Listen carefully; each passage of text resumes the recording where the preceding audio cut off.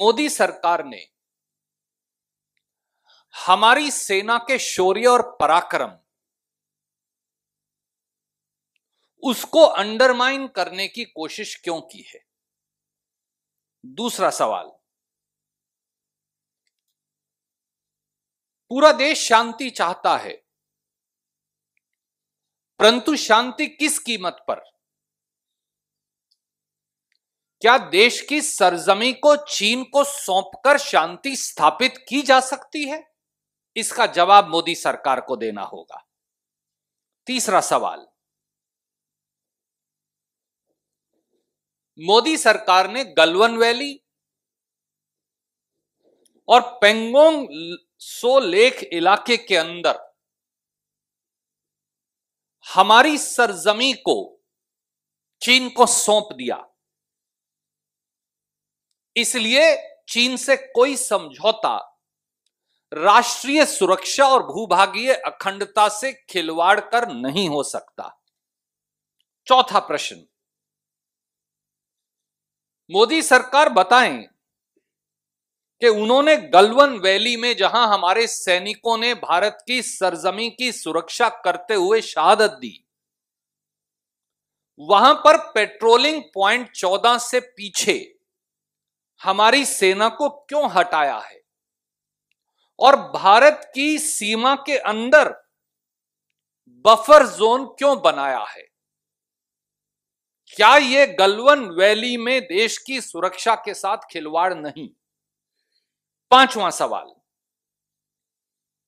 मोदी सरकार ने सामरिक दृष्टि से महत्वपूर्ण और सेना के पराक्रम और शौर्य की जो पहचान बन गया था, कैलाश रेंज पर हमारी सेना चीन के बहुत ऊपर थी, जिससे चीन घबराता और कांपता था।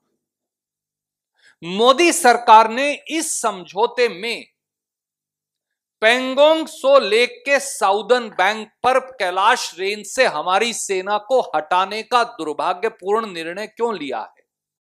क्या मोदी सरकार भूल गई है कि पेंगोंग सो लेक के नॉर्दर्न बैंक पर फिंगर 4 पर हमारी सेना की पोस्ट है?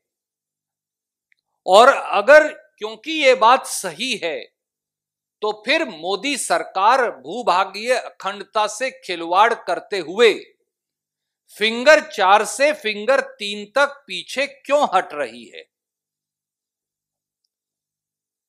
सातवां प्रश्न, उन्होंने कहा कि भारत के मुताबिक सदैव हमने फिंगर 8 तक हमारी एलएसी को माना है, तो फिर भारत की सरजमी के अंदर ही फिंगर 8 और फिंगर 3 के बीच में बफर जोन स्थापित कर देश की भूभागीय अखंडता से घिनौना समझौता और जमीन का सरेंडर मोदी सरकार क्यों कर रही है?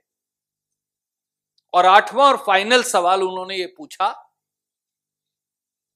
कि मोदी सरकार चीन को वापस धकेल कर अप्रैल 2020 का स्टेटस को एंटे कब स्थापित करेगी? इस बारे मोदी सरकार की क्या प्लान और रास्ता है, दृष्टि है? देश को इस बारे विश्वास मिले। राष्ट्रीय सुरक्षा और भूभागीय अखंडता से इस प्रकार का घिनौना समझौता और षड्यंत्र कदापि स्वीकार नहीं किया जा सकता।